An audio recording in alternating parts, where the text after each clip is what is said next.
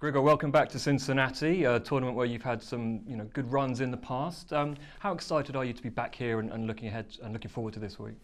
Well, it's a very interesting week for me. I always like coming here and trying to enjoy this week as much as I can, especially before New York and before the craziness is about to start out there. But yeah, it's been great, and I think the tournament has developed very well.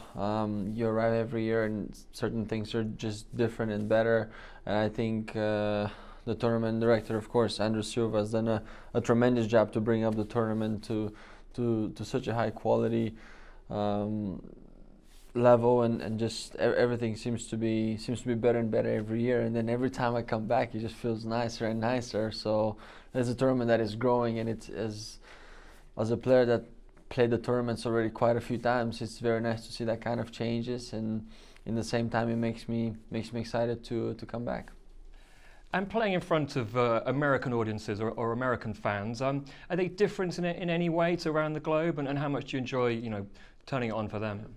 I think overall tennis fans around the world, they're pretty fair. I would like to say it's very important to have that crowd, watching any of the matches, whether you're playing on court, on center court, or you play on court 5 or 6. I think it's just I think the players overall appreciate the audience, whether whether we're in America or Asia, Europe. I think I don't try to differentiate them that way. It's just always appreciative to have people and admirers, of course, of the game.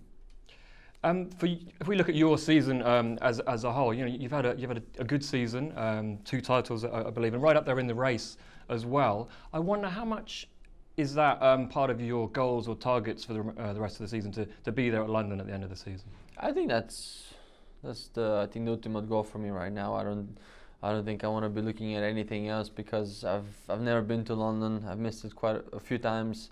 Very close by a spot or two, so it's one of those